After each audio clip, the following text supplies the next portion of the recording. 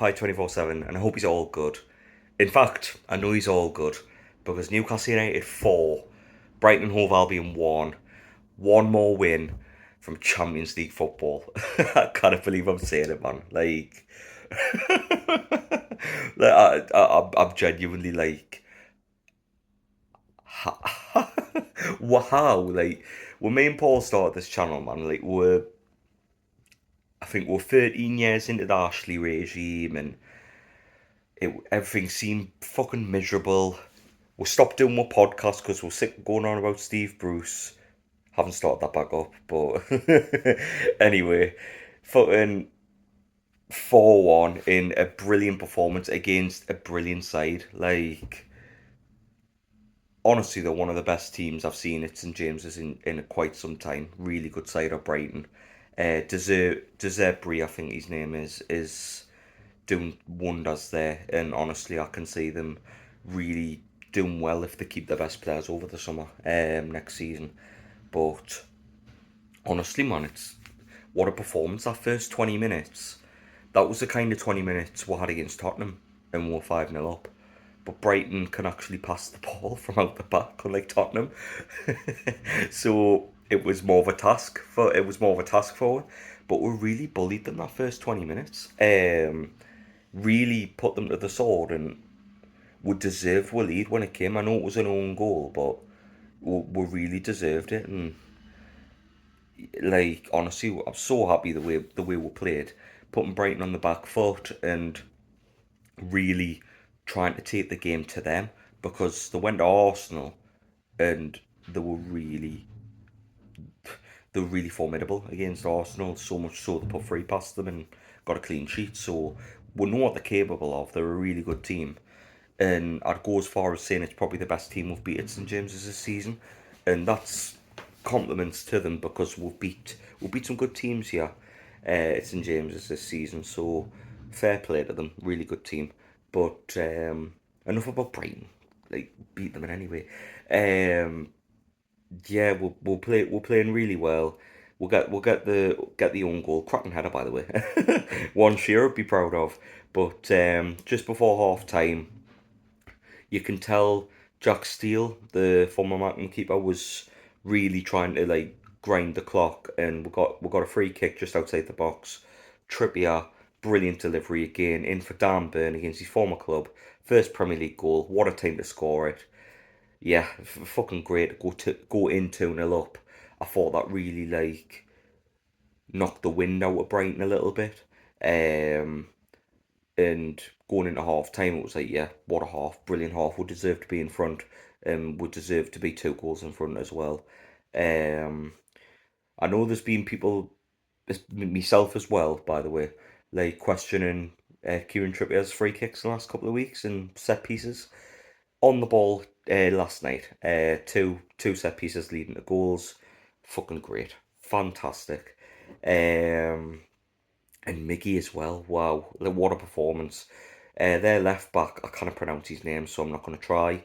Had his life, had his absolute life. Um, Winning the ball from him in midfield, getting around him.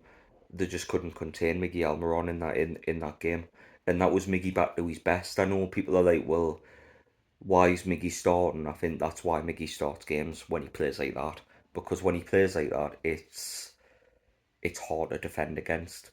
It's just he doesn't put in them top tier performances every week. So it's just like when they do come, it's great. As well, obviously we're going to the second half. We'll start the first couple of minutes really well, and then we'll start to drop off. And at first, I was confused because it was working so effectively in the first half as to why we were playing such a high line, getting such success from it, and then dropping off.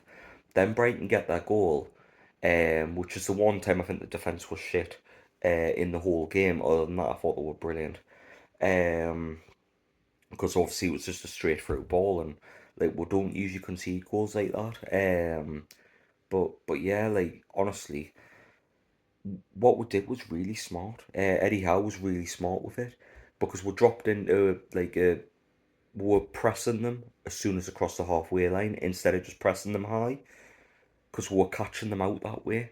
And it wouldn't surprise us if teams try to do that against them in the future, because when we pressed it halfway, it really, like, Brighton weren't at the best. Fair to say on the ball, but I think it's because we put them in situations where they couldn't deal with it. Um, and then obviously the game quietens down a little bit. Brighton have a lot more of the ball, but yeah, and then Wilson just turns it up. I was saying to Paul during the match, Wilson looked knackered, and I thought he needed to be took off, but nah, he just found another gear. And Seco decided to make Miggy angry, and we know when Miggy's angry, he's very effective. You look at it, Palace last year when he ended up nearly fighting Zaha and then sticking the ball in the top corner literally 2 minutes later. So I knew as soon as Miggy's angry, I'm thinking, right, what's going to happen? Miggy goes around Caicedo, £100 million player apparently, like he's not even there, plays it through to Callum Wilson, and Wilson, lovely finish to make it 3-1. And then Bruno finally gets his goal. Like, I've seen mad tweets on social media saying we should drop Bruno for Anthony Gordon. Like, I don't mind Gordon, but you don't drop Bruno for Gordon. Like, come on. Saying Bruno's like not on the boil. Thought he was last night. I thought he played really well, given how good their midfield is. I thought he played really well. Came in, did a job, and yeah, a cushy finish as well. And then I'm celebrating with the crowd, tributing young Arthur, who's going through treatment at the minute. I'm all with you, by the way, kid. Honestly, and I thought it was a lush tribute by Bruno as well. So yeah, the game ends 4-1. One more win, and I cannot believe I'm saying it. One more win. If you had offered me start the season at home to Leicester, you've got a chance at Champions League football. Can't wait. I'm sure the lads can't wait either. It's going to be bouncing at St James's Park. What a way to... It's going to be one of them nights where everyone's going to be up for it. And Leicester, if results go against them at the weekend, it could be their safety on the line. Relegation. We could relegate Leicester on Monday. And yeah, but it's not about Leicester. It's about us and what we can do. I'm sure all eyes will be on the Villa game in particular at the weekend. But regardless, even if Liverpool win 1-0, 2-0, 5-0, it's in our hands Monday. Fucking get it. Let's get it. And yeah, hopefully by Tuesday morning, when I get my phone out to do another video, with Champions League confirmed. But I love yous and leave yous and catch us on the next Magpie 24/7 video, and I'll see you later, everyone.